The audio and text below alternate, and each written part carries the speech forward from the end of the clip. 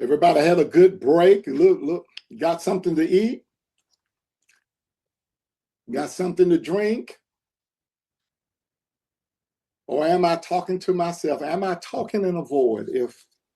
If someone speaks in a Zoom room and nobody answers, did that person really speak? I don't. Oh no. That's the extension of the tree in the forest. Right. I hear you. I was actually going to comment that the musical interlude was just so great, and I was waging with Jackie that it was you actually playing that musical interlude. Yeah. Is that you in the background, Dr. Johnson? Yeah, I got the keyboards right here. I'm just jamming away, just, relaxing, jamming away, If you say so, my friend. That would be Richard Vatz. I created that rhetorical situation by saying that, huh?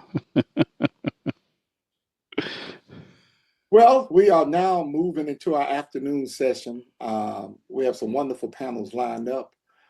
And I do believe the panelists are in the room. They're going to, of course, introduce themselves. Let's see here. We got Reginald Bell Jr. here. Tom Duncanson is here. And Evan LeBlanc is here. So let me see here. Hey, Reg, are you ready to go? Or you need a moment? There he is. Greetings, sir. Yes, sir. I'm ready to go. All right. So let me formally get us started then. We thank you for being here today in the Religion, Pop Culture, and Land segment of our pre-conference. And first up is Reginald Bell Jr. And Reg, just introduce yourself, your institution or affiliation, your basic research agenda, and the title of your paper, and go right on into it. Okay. Greetings. Thank you to Dr. Andre Johnson for the opportunity to be here today. I also want to acknowledge everyone else who is here today. I am currently a professor at Central Georgia Technical College, and Dr. Andre Johnson told me to introduce myself. And so to introduce myself, I would like to share why I showed up for my presentation and missed the other wonderful presentations today. That's how I want to introduce myself. So I moved to Austin, Texas. I'm preparing to talk about my main research agenda, which is Joel Osteen. All right, that's my main research agenda. And so I moved to Austin, Texas in August of last year so that I can do some ethnographic research.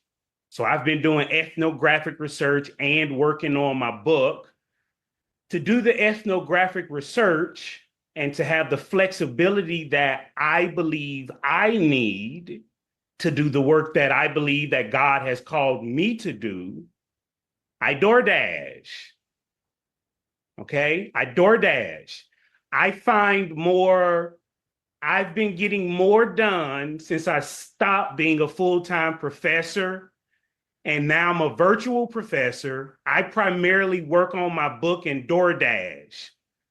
So I missed today I haven't been on because I've literally been out door dashing. Now, the issue with door dashing group is this.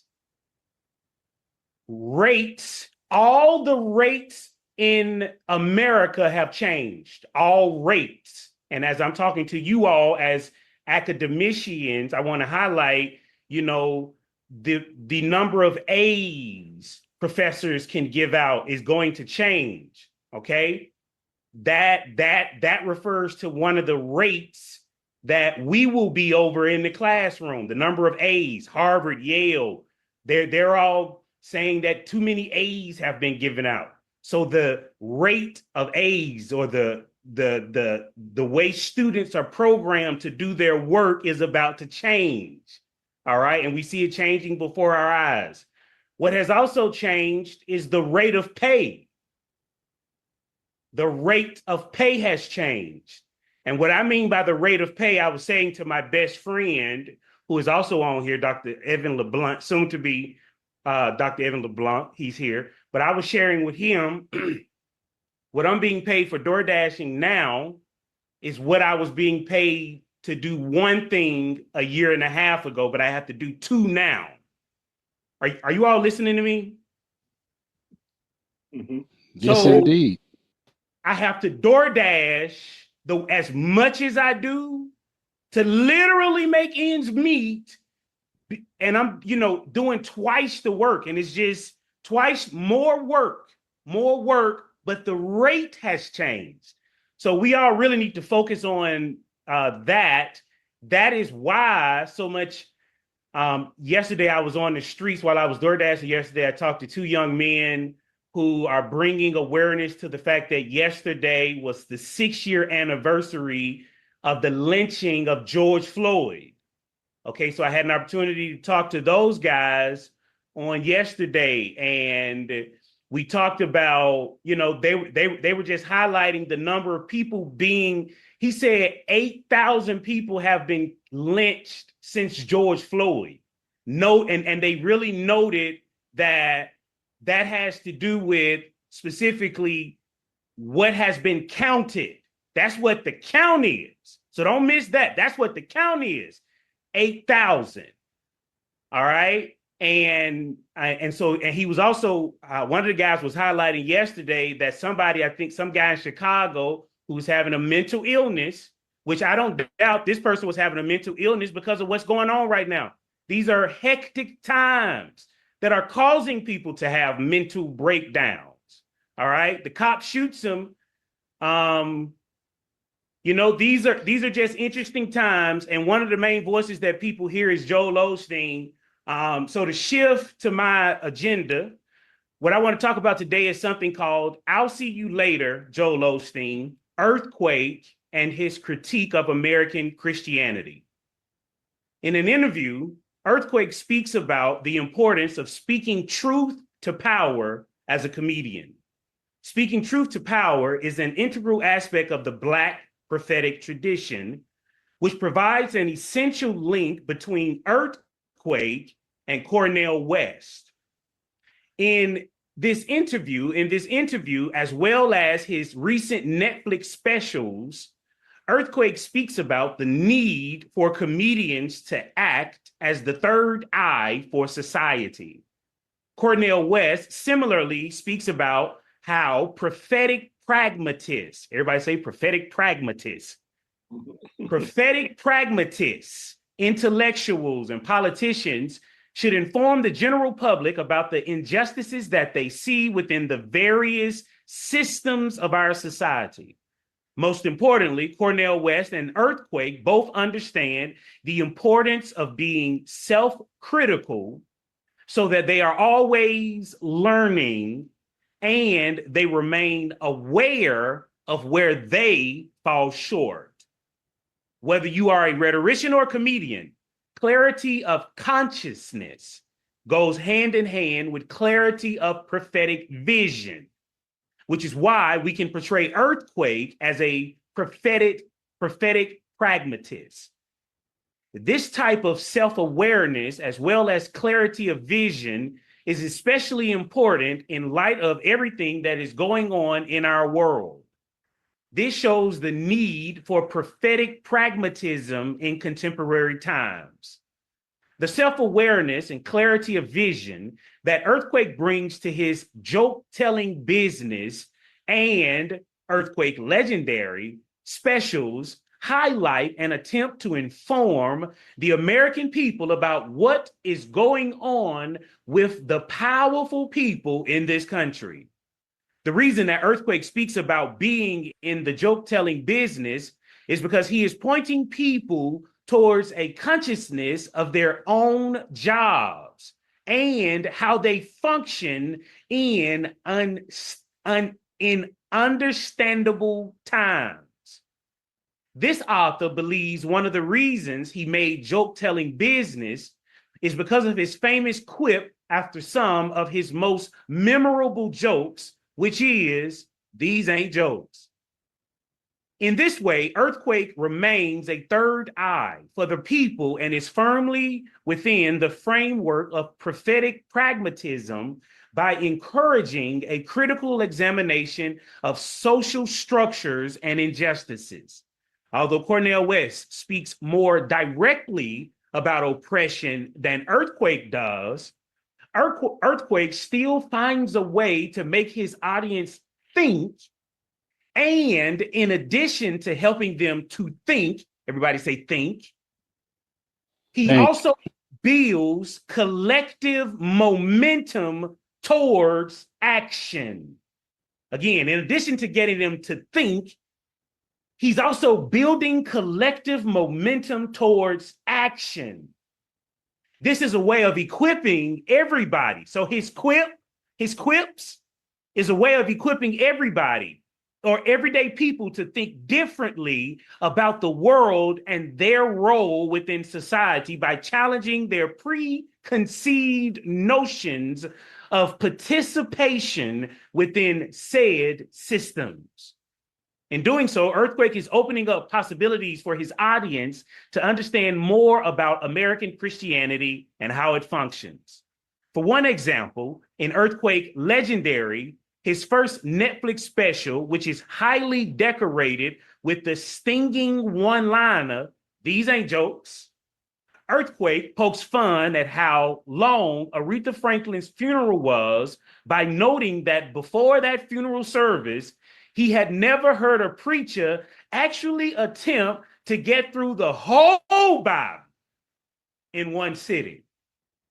By looking at how Earthquake positions himself, we can get a better idea of what he is doing when he eventually moves to the topic of Joel Osteen. After getting Aretha Franklin to the gates, he shifts the attention to him being at the pearly gates at the end of his life, which is a subtle critique of religious certainty. His pausing throughout and building tension during this portion of his comedy is an effective way of showing his audience what it means to be uncertain of one's standing. For Earthquake to have lived his entire life without knowing where he stands before God increases the uncomfortable vibe in the room during the whole Pearly Gates segment.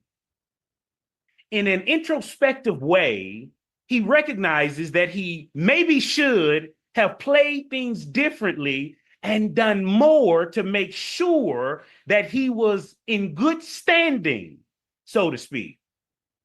In this hypothetical situation, it is, of course, too late for such considerations. But that does not stop Earthquake from running through the options in his narrated monologue. In doing so, he perfectly sets up his opportunity to speak truth to power and offer an insightful critique of American Christianity. At the pearly gates, Earthquake finds himself in a liminal space between heaven and hell, alongside the famous American megachurch preacher, Joel Osteen. This is ironic because Osteen's entire enterprise, Lakewood Church, has been built on the kind of formulaic certainty that his stand-up specials are made to critique. Osteen famously makes his congregation stand up and say, "This is my Bible. I am what it says I am. I have what it says I have, and I can do what it says I can do." This is an assurance not only of what is happening in one's life in the present, but also of how one's life should turn out if you follow the principles which Joel Osteen teaches. That assurance is just the kind of thing that Earthquake is taking aim at in his special regarding one's convictions and how someone like Osteen is willing to put together your entire narrative and future for you. Earthquake has not chosen to follow the path of certainty, and yet he is unbothered by the ultimate result of this particular moment at the pearly gates. His placement of Osteen next to him in the pearly gates is a reminder that for all of the power that Osteen has, the people still consider him to be questionable in nature. Joel Osteen remains questionable in Earthquake's ecosystem for a few reasons that are crucial to understand. First, his commitment to justice and helping people in need has been publicly called into question, especially in his refusal to provide shelter to hurricane victims. His response to the hurricane made him the target of collective public outrage and brought a ton of bad press to the doorstep of his ministry. Second, he has built his megachurch to a net worth of approximately 100 million, an amount of money that is unprecedented in the world of American evangelicalism to date. It is no exaggeration to say that Osteen has built the most prominent ministry in the history of the American church between communication, media, and the viral reach of his videos. Lastly, his entire persona when it comes to preaching, interviews, politics, and social events is something that tends to turn people off. Something about the lack of authenticity that he shows just makes people want to stay away from him.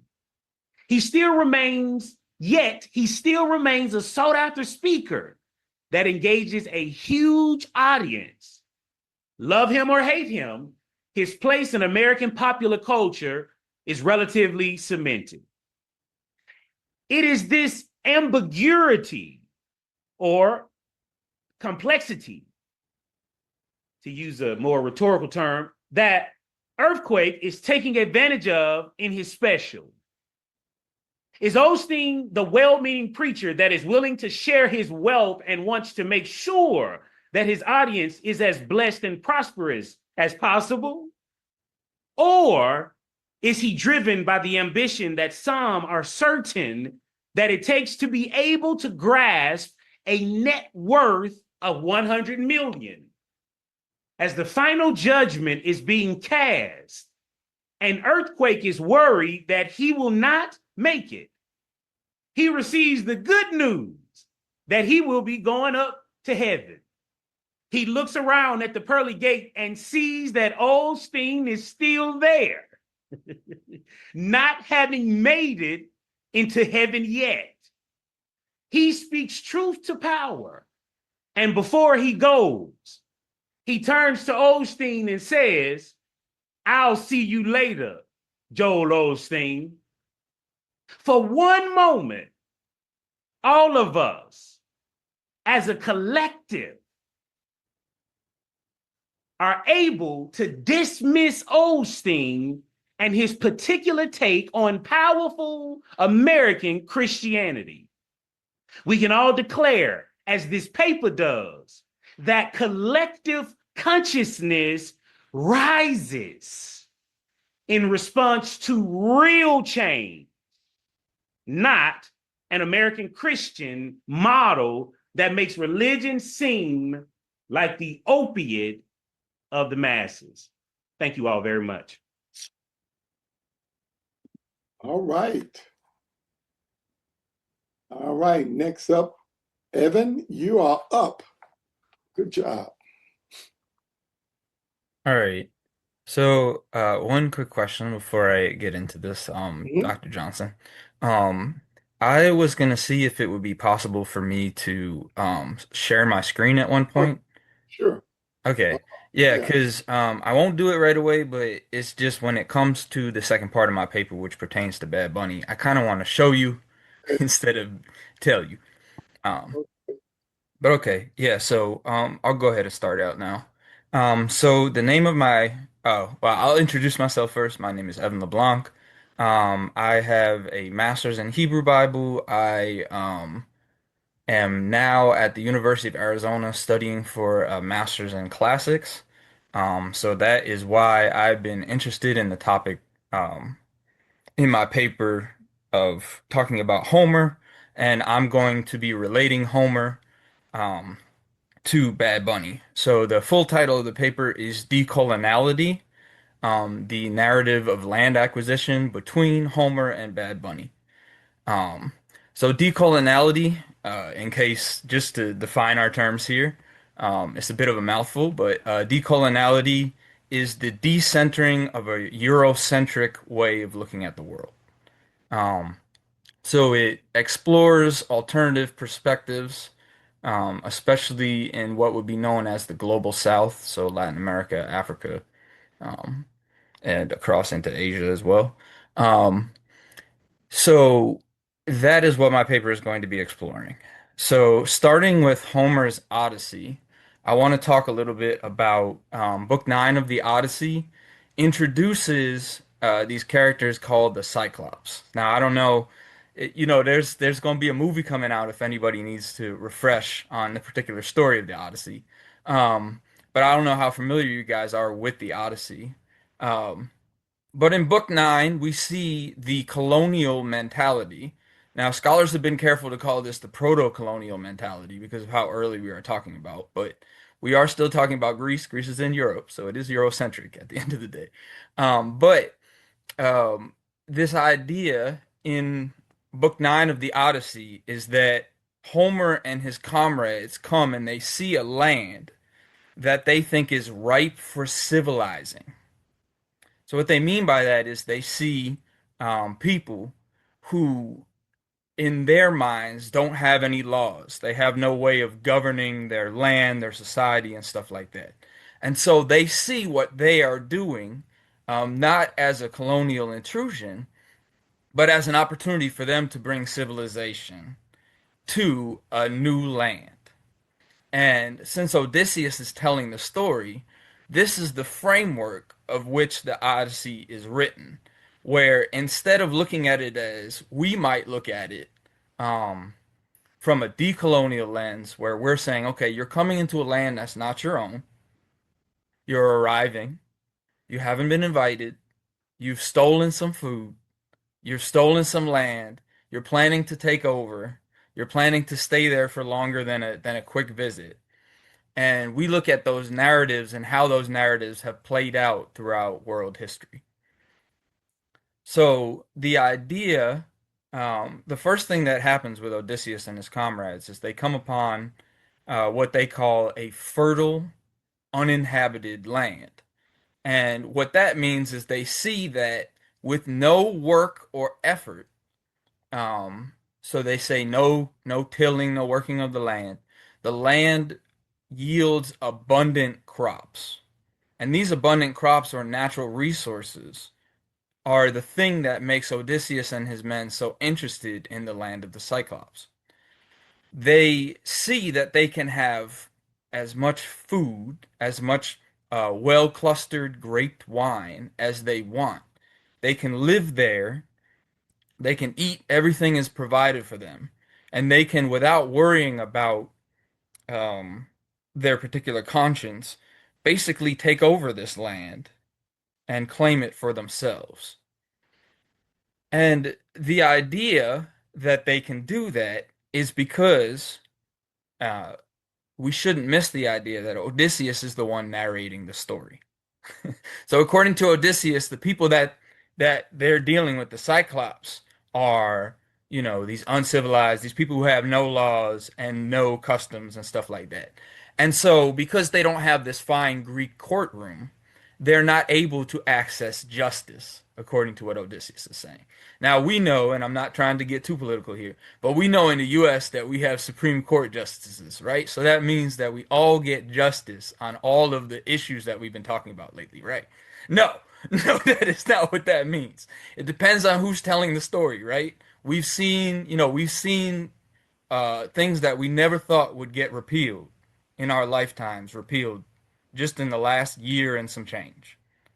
So it is obvious to me that just because you say that your courtroom represents law or justice does not mean that that is the case. So when Odysseus and his companions come to this land, uh, they the first thing they do is they kill some of the mountain goats that are just wandering around, and they eat them. And they, feast on that and some of the wine that they stole in another one of their colonial expeditions, and wait for nightfall to come and wake up the next morning.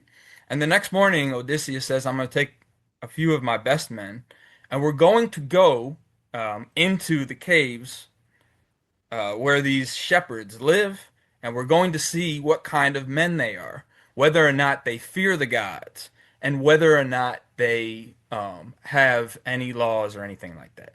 Now, first of all, he's already said that they haven't had any laws, so he's already kind of made up his mind on what kind of people these are. But second of all, he brings in this very specific religious narrative where he says, if you care about the gods, then you will grant me my stranger gift, which in this culture is basically a gift that you would give somebody who's coming to visit your land. Now, this is not the kind of gift, we should note here, that you would give an unwelcome stranger, also known as an invader. You would not give a gift to an invader because you would drive the invader out. The stranger in this case is not to become a guest, according to this particular cultural phenomenon. The stranger here should be seen rightly as a threat. And so, what happens is that he goes into the cave and then he sees these cyclops, which are these enormous. They talk about these enormous creatures that have these monstrous voices, and all of a sudden, Odysseus and his men don't know what to do. Now, in the conversation that Odysseus has, he reminds the Cyclops that you shouldn't do anything untoward to me because of Zeus and the other gods. Now, it is clear in what the Cyclops said and in Odysseus' initial description of this land that these are the kind of people who don't till the land and they don't work for what they have, and the reason why is because they depend on the gods for what they have. Now, this narrative changes explicitly when Odysseus needs that religious reason to take over this island. So what he says is, if you don't respect the gods, then you will owe me this hospitality. And the Cyclops responds angrily to this intrusion upon him and his land, and obviously the dead members of his flock, by saying that, hey, the reality here is that I don't really care for much of what the gods are talking about because we are huge, we are far greater than them anyway. And this is what gives Odysseus the right to, in Odysseus's mind, to ultimately blind the Cyclops, steal his flocks, and make an escape. And ironically, when Odysseus is able to make this escape, he starts to taunt the Cyclops when him and his men have made it to the ships and say that because you don't care about the gods, Zeus and the other gods have had their revenge on you. And this moment comes full circle when Polyphemus, who's basically the Cyclops that he's talking to in this narrative, ends up praying to Poseidon, who is his father, and in this prayer, he is able to curse Odysseus and cause the 20-something year voyage that eventually becomes the Odyssey. So that is the background of what I call the religious narrative of land acquisition or attempted land acquisition in the Odyssey, Book 9. So this land acquisition is ultimately foiled because they have to run away from this giant Cyclops. And the Cyclops is effectively able to defend his land. Now, this is not how this has typically been read as a text, but I think a lot of that has to do with the fact that the people who have read this text traditionally are basically on the side of those who have the colonial mentality. Um, so I want to say that, and I do also want to make the link quickly to Bad Bunny. Um, so Bad Bunny, his short film, Debí tirar más fotos, basically gives us the same colonial mentality, but it's where we're dealing with Americans who are moving to Puerto Rico. So I'm going to share my screen real quick and show us just a quick little snippet of that, and then I'll be wrapped up. Yeah, you should be able to. Okay.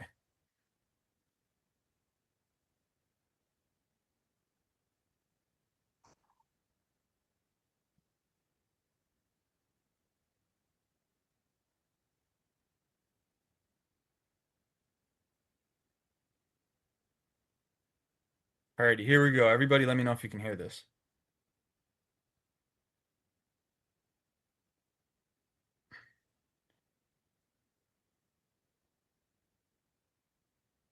Okay, so real quick before we get into that, I just want everybody to, just make sure that you're um observing what's going on, paying attention and that kind of stuff. And I can come back and answer any questions, anything that might not be clear at the end of this. But this is Bad Bunny basically narrating, showing you what it means, the colonial impact that Americans have had in Puerto Rico.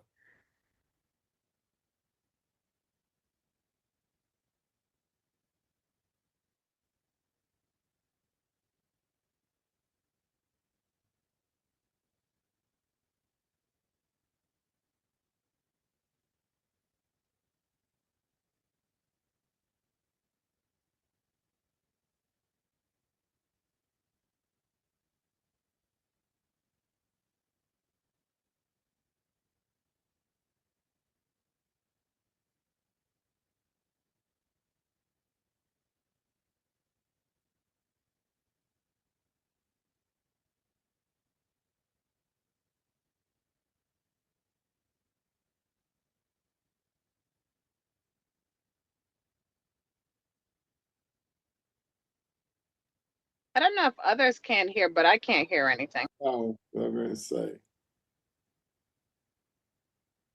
You don't hear anything on your end? Make sure you click the share sound button Okay. when you shared it.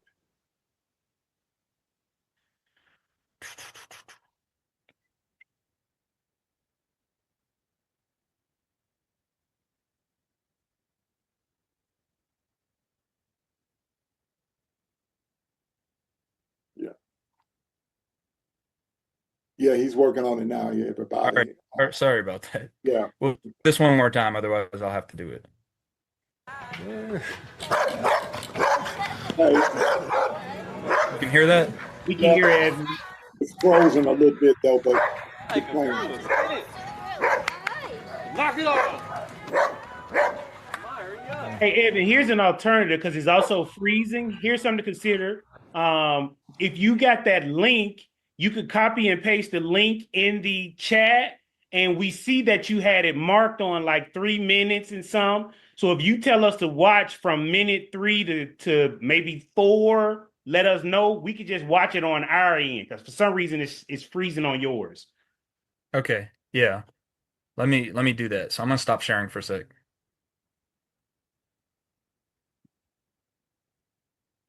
Okay.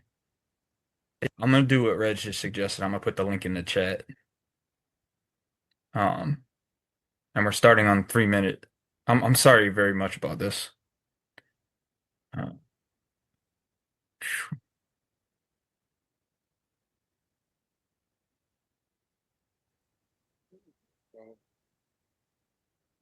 okay.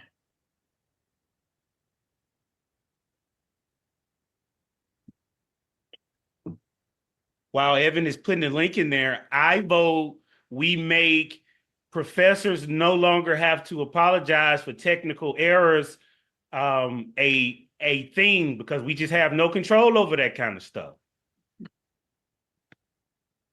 That's right.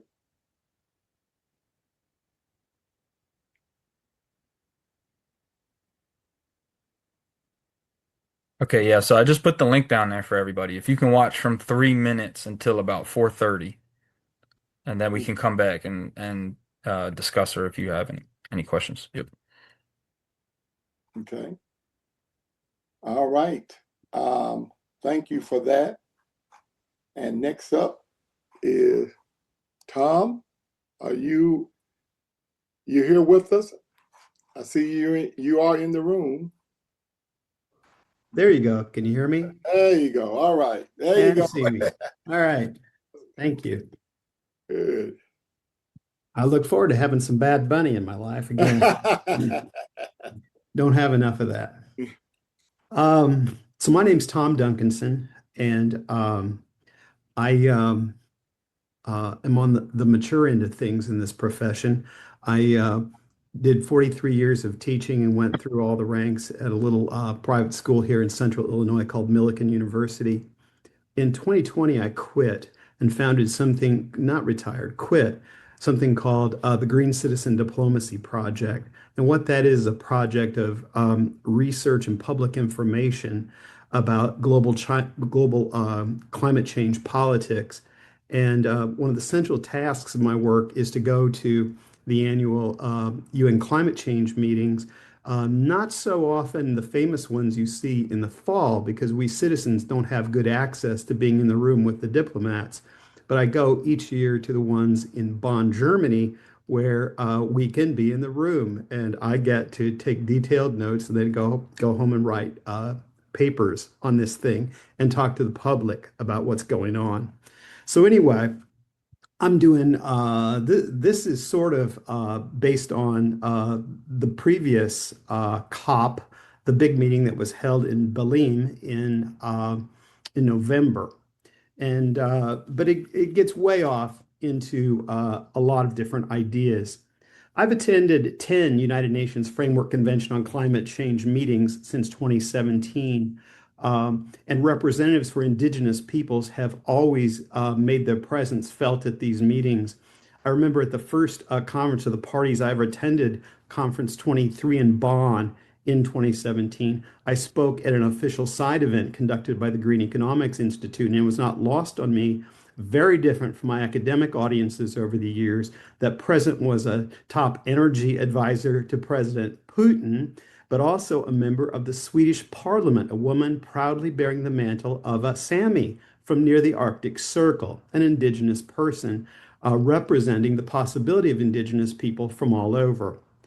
At Berlin, it was frequently characterized, you may remember, just even the most superficial contact with the news, you may have seen that it was called the COP of the Amazon. And I think we all have a great understanding of the significance of the Amazon to the health of the climate across the planet. And sometimes it was also called the Indigenous COP. One day I tuned into a news conference, and Amazonian women were blasting the governments of the world, thanking them for inviting them and including them in the meeting, and blasting them because all the problems they have go back to their failures. On the 14th of November, 90 protesters tried to actually shut down the entrance to the blue zone, the entrance for most of the delegates. The Brazilian army was called out and they were cleared away in about an hour. On the 17th of November, 30,000 indigenous protesters gathered outside the COP to protest.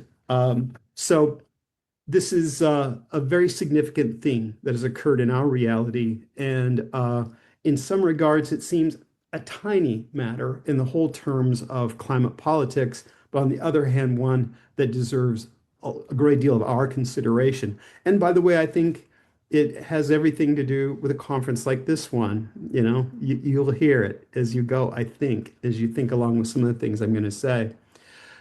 Indigenous people actually appear in the Paris Accords 2 times. Once they're just kind of acknowledged in a way that is really condescending, I think. It's yeah, we got to look out for the kids and the migrants and the indigenous people. It's like, oh, I can't believe you couldn't craft better sentences than the ones you have.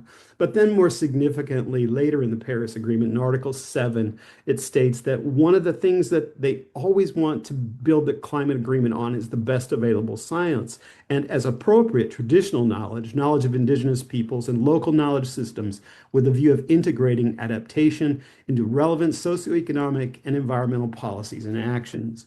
And so there has long been this promise that the indigenous peoples of the world know things that the rest of us do not know. And they pass this along generation by generation. Frequently, the scientific practice, in fact, is in part also religious practice. It frequently is passed along in ceremony, what we might think of as liturgy, and so forth. Gee, people are applauding. This is good. And so, we understand there's this possibility, but also the possibility that it's lost and it's being lost, that the lives of these people is being eroded, and with it, this tremendous stock of opportunities about understanding how we actually could succeed in living on this planet. So it's a kind of a lovely possibility and a kind of a horrifying possible outcome all in one. There is a fair amount of academic commentary or study of so-called indigenous knowledge. I find it collectively kind of horrifying. So, for instance, a typical characterization says that indigenous knowledge is cumulative, traditional, collective, holistic, not disciplinary as we know it, relational, dynamic, humble, appreciative, and spiritual. Well, I hate to tell them, but, Western science is also cumulative, traditional, collective, relational, dynamic, and humble, really humble. When you stop and think about the actual practice of it, perhaps with religion, one of the two most humbling things on planet Earth.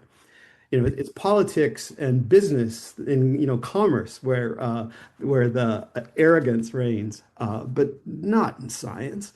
Anyway, they make characterizations that I think are finally unconvincing. But what is absolutely convincing is that there's still 7,000 languages in this world that hardly anyone knows. And those languages carry a tremendous amount of this knowledge. And of course, it's situated in very particular locations. Now, a big hunk of this paper is on the epistemic, and a big hunk of it is on some other related matters. But the core of this, I think the promise and the title of the paper is that in science, there are different roles, or not in science, we don't want to just say science, in intellection and intellectual activity, there are many possible roles we can play. I think most of us have a humble sense that we are people who are teachers, maybe more than we are inventors and so forth. But there are inventors and there are discoverers who have gone to new places no one has ever gone and so forth. And there are people who are translators. And as I call attention to in this paper, there are people who are transitional figures. And the gift they give is helping us go from one place to the next, to go from one audience to the next, or to go from one source of knowledge to the next, and help us get there, whether they get there themselves. So in this paper, I talk about 3 of these, and they are all Latin American intellectuals. I talk about Gustavo Gutierrez, the famous liberation theologian from Peru. Sandra, who died in 2024, died in October 2024. Sandra Diaz, an ecologist from Argentina. Eduardo Brandizio, who is an economic anthropologist from Brazil, but who's actually spent his career not far from where I am at the moment, over at Indiana University in Bloomington. And Diaz and Brundizio in 2025 received the Tyler Prize, which people, and these equations are maddening because they're never really equal, are they? But they received the Tyler Prize in environmental studies, supposedly the equivalent to the Nobel in environmental studies. So anyway, let's begin with a little bit about Gustavo Gutierrez.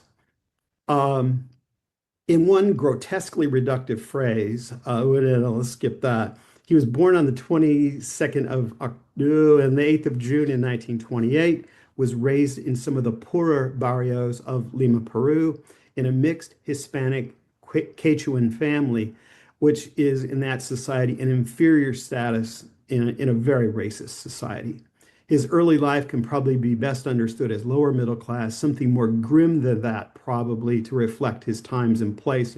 A kid growing up in the 30s in Lima, but something richer than that because he apparently grew up in a very loving and academically slanted family who put a lot of stress on him having access to learning.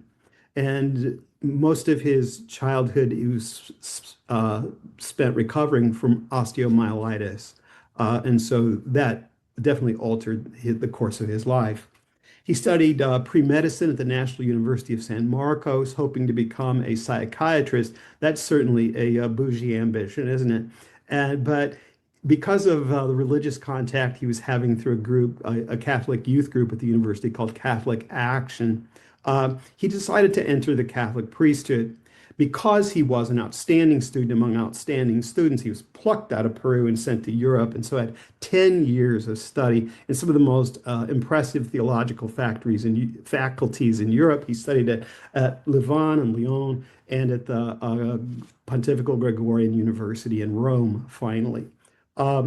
Robert McAfee Brown, who maybe some of you have come across, he was a tremendous social justice advocate of a previous generation, was a colleague and friend of Gutierrez. And here's what he says came next.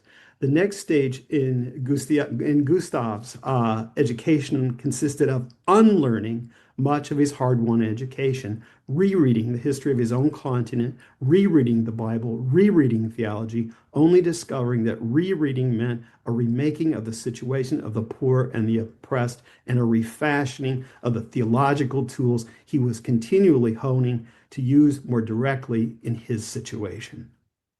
And that is kind of the famous take on Gutierrez. Gutierrez had all the formal training you could hope to have in his time and place, and it was completely inadequate for the pastoral work he was actually assigned to do when he got back to Peru. And he had to unlearn what he learned and had to relearn it all in a new way. So,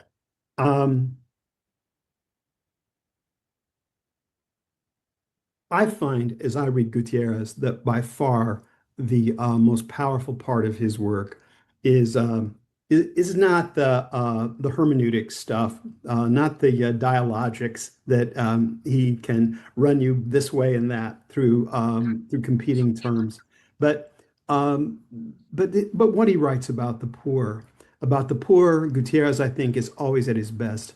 Among the poor, there is death everywhere. They are exiles in their own land.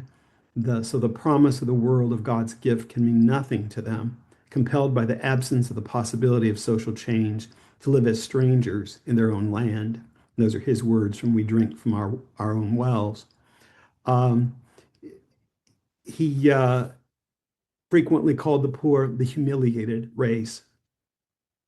Um, Beyond any doubt, he writes, the life of the poor is one of hunger and exploitation, inadequate health care, lack of suitable housing, difficulty in obtaining an education, inadequate wages and unemployment benefits, struggles for their rights, and repression. But that is not all. Being poor is also a way of feeling, knowing, reasoning, making friends, loving, believing, suffering, celebrating, and praying. The poor constitute a world of their own. Commitment to the poor means entering and in some cases remaining in that universe with a much clearer awareness. It means being one of its inhabitants. looking upon it as a place of residence, not simply of work. It does not mean going into the world by the hour to bear witness to the gospel, but rather emerging from within it each morning in order to proclaim the good news to every human being.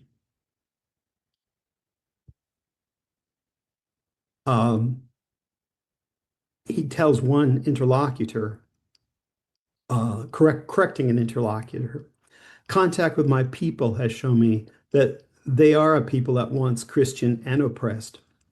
I do not claim that they're all very good Christians, although there are such among them, but simply that they are religious and think of themselves as Christians. At the same time, they are an oppressed people who are denied the most elementary human rights. All this means that their faith is marked by exploitation and marginalization that they experience, that their experience of oppression bears the stamp of their Christianity. Okay, but here's the thing. Gutierrez can take us far in this conversation. He can bring us to the worst of the barrios of Lima and situate us there. But the fact is that we almost never hear the voice of these people, not their own voice. They're just absent. Um, the actual people of Peru or Latin America, be they the millions that inhabit the urban slums or those who remain in the jungles and mountains, all, by the way, touched daily, enveloped, are still touched by the global way of being, right? Our way of being. Um, all of this is real, but Gutierrez can't find a voice for these people. When he does quote Latin American peoples, it tends to be a novelist, a published poet, a fellow priest. And his own writing is Bible passage after Bible passage after Bible passage. It reads like devotional literature. It is finding his solutions are things like hope and the Eucharist, very, very traditional Catholic things. He cites every major theologian of the last 80 years. He cites Hegel 13 times in A Theology of Liberation. For those of you who are Duquesne people, raise your hand. By his 2013 The Company of the Poor, he's referencing Levinas. So there you go. He's all down with this stuff, but the voice of the poor somehow never really quite makes it in there in this writing. So he's an amazing transitional figure, but he leaves us incomplete towards this path to the indigenous. So how are we doing for time? Can I have a few more minutes? You do actually. Good deal. Got All about right. 5 minutes. 5 minutes. Okay, thanks. So in just a couple minutes then, what about these more contemporary figures? I mean, and Gutierrez is contemporary, having just died 2 years ago, I suppose. He's one of us in some very important ways. But Sandra Diaz and Eduardo Brandizio are scholars we might encounter on our faculties today. Um, they they are famous as two of the three main authors of something called the Global Assessment Report on Biodiversity and Ecosystem Services, which came out in 2019. It is actually published by the Intergovernmental Science Policy Platform on Biodiversity and Ecosystem Services, the IPBES, if you prefer. It's kind of like, I think maybe a lot of people have heard about the IPCC, the Intergovernmental Panel on Climate Change. Well, this is the same kind of UN organization for biodiversity, is really what it is. So the biggest report that they've been able to put out so far was in 2019. It's a 1,148 page global assessment. And here's what it says when it was released. It says that of the 8 million living species on Earth today, is extremely likely that 1 million will be extinct by the end of the 21st century. 40% of all amphibians, 1/3 of all reef-building corals and marine mammal species, 10% of all insects, and many, many plant forms. 14 of 18 crucial ecological services provided to humans by life on Earth are in decline and can be projected to decline farther at current levels and types of human consumption. So that's the first thing that makes Diaz and Brandizio both together and pretty noted in international environmental circles. Diaz, the ecologist, works primarily with plants, and she has a really distinctive style of doing it. There's a lot you could say. Many of the like scientists on your faculties and so forth may well be doing basically the biochemistry of plant life in one way or another. But she is really interested in looking at the way these things function, what keeps them alive, what they have to interact with in their environment to keep them alive, and what they keep alive in their environment, how they function for others, and ultimately how they function for us, we human beings, and how they support our human functioning. So what's interesting about it is, for those of us who've had plenty of hermeneutics along the pathway, she considers this functional approach to be in a way to interpret the life of plants and therefore the life of all living things. It is a fundamentally hermeneutic process to go searching for the functions that exist within the interrelationships of all these things. In fact, she says in one clever passage, she calls these the lifestyles of plants. And I hope you find that as amusing as I do, the lifestyles of plants. Um, in her talk and receiving the the Tyler laureate, um, she describes us as having put down a kind of a bell jar, big glass jar over parts of our natural world, and we call that, Rocky Mountain National Park. We say we've saved some wilderness. We put down the bell jar over a piece of Alaska and say, well, this is genuinely wild, and it's one of the last wild things, and we have saved it. And she says it's not enough, and we haven't really saved it. Even those places are suffering, and obviously they have to because the problem is planetary. All those things are suffering from climate change too, and all of them have been touched by, say, the plastics in the environment. All the organisms there have plastics in them too. They have all the chemical realities of our world are going to these places. They're not under a bell jar. They haven't been saved, and even if they had been, of course, it would never be enough to deal with the reality of the loss of all these species on which we rely. She considers each species a kind of a thread.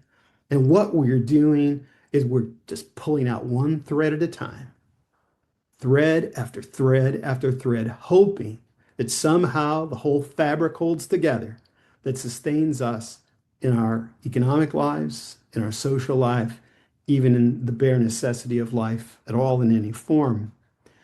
Brandizio, the anthropological economist, continues in much this theme, and his work is with indigenous people in the Amazon in Brazil. Brandizio is blunt. We have unraveled the social fabric in life as we've unraveled the fabric of life. We've unraveled the social fabric as we've unraveled the fabric. We saw a progression. We did not see space for other ways of living, other ways of working and interacting with living things. Ergo, there'll be no more space for the indigenous, locally centered small food producers, even though they are the most creative and innovative. They maintain the most creative and innovatively managed food raising practices today. And those practices are going away with them as they pour into the urban areas of Latin America. The practice is lost for good, very likely. Any of you, I know we're not too turned on to like where I can see you, but does anybody enjoy acai berries? ACAI, acai berries? Yes? Yeah, yeah. Apparently it's a thing. I didn't realize, I'd seen the word. Those are grown by indigenous people in Brazil because they love them just locally. They'd go out and pick a handful, and that was part of their diet. But when you move to, the favelas of Sao Paulo, now where are you going to get them? So an industry has been formed, and they're grown at the ground level under the canopy of the treetops in the Amazon. And so they don't have to harm the trees. They don't have to clear any acres. And it is now $1 billion a year annual crop raised by indigenous peoples. Okay. Unfortunately, is one berry. given, over against all the reality of all the food people eat in other ways. Hey, Tom, you got 2 minutes. Okay, I'm going to wrap it up. Gutierrez takes a certain distance. Diaz brings us a certain distance. Brandizio, I think, gets very close to bringing us there. There's lots of pictures of Brandizio, like working with his people in the Amazon. They're wearing blue jeans and they've got a better haircut than I do, and they've got a computer in the background. Oh, okay. Is this what we wanted? Is this the dream or is this the nightmare? You know, um, it really puts us in an awkward place. Today, there's a widely but universally shared sense, no doubt, an under-recognized position. At the time it was written in 1965, Rosenstock QC in his first book, Planetary Service, in which he said of economic development, it cannot go slowly enough. He was not setting a cruel limit on speed and or extent of development, only calling attention to the almost certainly clumsy destruction of it, the irreversibility of the chaos we inadvertently bring with our development. And that, of course, is the worrisome conclusion. Tom Duncanson wants this knowledge. Help save the planet. What am I asking for when I ask for that? Perhaps I dream a fantasy of a periodic conversation with the authentic informants on the old ways, one in which we most humbly listen. I think of Diaz Beljar and wonder if we think we have somehow managed to put those indigenous people under it. We know we haven't. That's impossible the moment you say it. The old ways, the untamed things. Brandizio's feverish concluding words are haunting. There are more broken threads every day. Can we change this by bringing to power those who remain of the indigenous people? Or could we do it any other way beside that? Right.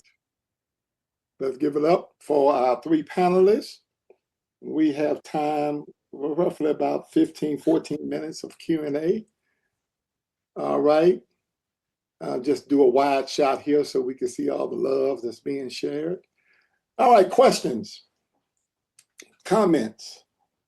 I know we have people in the Zoom room that do environmental justice work, and we have folk who do land work as well. So what say you?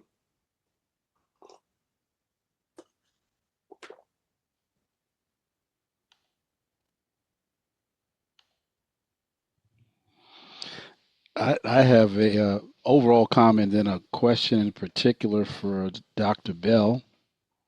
Although I see that Jessica had her. No, Yes, you okay? Okay. All right. I'm gonna get to Jessica next. So I am a fellow fan of comedy. I consume it. I've learned a lot from the way in which it's presented and think very highly of it. And so I appreciated all of the presentations a great deal, but in the interest of time and a bit of focus here, I just want to Dr. Bell, and this is in full appreciation of what you were saying. And I fully embrace it, but I wanted to know what do we do with how comedy, even at its best, may accidentally or inadvertently undermine the credibility of preachers, pastors, and even the church, just because some of the listeners may not fully appreciate the richness and the depth, and even the content of what the stand-up comedians are doing, and they end up just taking away tropes of that. What could we do with that, as we also appreciate what they're contributing to discourse through their prophetic pragmatism, like Earthquake? Thank you for that question, sir. Thank you for that question. Before I answer that question, Tom is the one who did the presentation, and I've been saying Nicole because on my thing, he's right above Nicole, and so that's what I saw. So Tom is the one that did the presentation, right? Mm-hmm. Please excuse me. So in the comments, every place I wrote Nicole, I meant to write Tom there. Please excuse me. I've been talking about Tom's presentation. Please excuse me. Nicole, thank you, Nicole. Okay, Rodney, in terms of your question, great question. That is a great question, sir. Thank you. And it has me pondering it in so many different ways. So, but for the sake of time, let me see if I could just hone in on. So, a comment was recently made by conservatives that universities are nothing more than indoctrination factories. All right, that comment was made, and that is one of the things that is that form of rationale, that form of rationale is the reason that there's momentum for academic freedom being killed off, that kind of rationale. Now, I make this argument. Technically, every institution, I believe every institution is a form of indoctrination, period. All right. And in that vein, we all walk away, technically, depending on how engaged you are with your institution, we walk away with tropes. All right. We walk away with phrases that we use. We walk away with ways of understanding and engaging the world simply because of whom we engaged in a particular space. Now, I say that to say, while I do believe in freedom, everybody being free to do whatever they want to do, some kind of way, Rodney, brother Rodney, we have to be able to lean, like if you're a pastor, you got to be able to lean in on the fact that what Earthquake is doing is worldly different than what Kevin Hart is doing. Any trope that you walk away with from Earthquake is not going to hurt other people. You see what I'm saying? It's yes, because Earthquake is trying to get us to a place where we stop hurting other people off of the quick reasoning that we do. All right. So, like I posted about Kevin Hart. Kevin Hart recently made a comment like, well, I didn't have anything to do with the joke that was made about George Floyd. That's true, Kevin. But because of your art form, Kevin, that joke could be made. That joke, that trope is now connected to you. And it can be connected to you because of the type of comedy that you do, Kevin Hart. See, I don't believe people need to be listening to Kevin Hart. But see, I can't say that out loud. You all see what I'm saying? I can't say that out loud because then people would say I'm a slave master and I'm shoving some down your throat. But the reality is you don't need to be listening to Kevin Hart and all that. Now, you can listen to the person I would say that you can listen to as it relates to Kevin Hart is what Cat Williams said. And notice Cat didn't even want to come back together or what is the word that I'm looking for? Make up. He didn't even reconcile. Want to make up yeah. Because he saw the tropes that were put forth, and those are the very things that Cat Williams and Earthquake are trying to fight.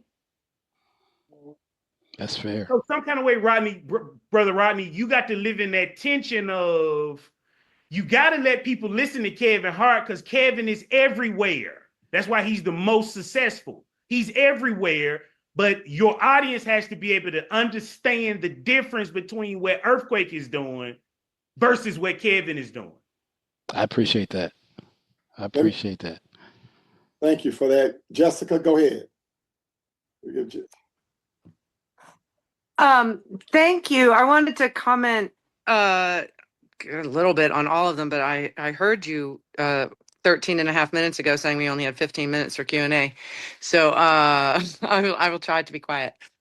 More succinct anyway, as a Baptist preacher, so that's unlikely. So I had a couple of friends, Tom, your climate presentation, I had a couple of friends with you in November at the COP. Ian Tafoya, who leads Green Latinos, and Dr. Nettie Estudillo, who does faith-based work. So I hope you've occasionally come across them. I think that the uplifting and the highlighting of indigenous wisdom, indigenous patterns. I live in the American West right now, where the Hopi and the Arapaho, the Southern Ute never left. They just went up into the mountains. And they're coming back down and doing things like suing the federal government for neglect. I don't know if you know about our teenagers in Boulder County that have done that. Yeah. That I am wondering what barriers you have had, if you have had any success in breaking down the noble savage trope, right? The like, oh, we have to look to indigenous peoples, and then, you know, I'm asking this of you particularly because you are a fellow white person like I am. It's so easy for our community to go there. It's lazy and it's not. But have you found effective modalities to break through that, or have you found that it's useful to platform people to be able to at least accept the wisdom? I thought I had an answer till that last phrase. Now I'm not sure I do. But I mean, I think we are swimming in that stuff. And I don't think there's any simple device for setting aside. I thought that some of the quotations I read from Gutierrez today are really hierarchical in many ways, and a word I've already used a couple of times, pretty condescending towards poor people. Is it complimentary to say they have their own world, or is it to pretty clearly his position that even though he was raised on the edge of this world, you know, he's somehow got past it. And is it there lurking in the words that he uses? I suspect it is. And so I personally try to be super reticent and listen more and say less. Although I think I just poured out several thousand words on you. All right. And point of privilege here, let me get the last question for Evan before we break and go into our next panel. Can you talk with us briefly about the video that, you know, sadly we didn't get a chance to watch all together? So in your words, tie in Bad Bunny to what you were talking about with Odyssey and all of that. Okay, so Bad Bunny made this short film and he directed it. And I put the little link in there so that you can watch it by yourself.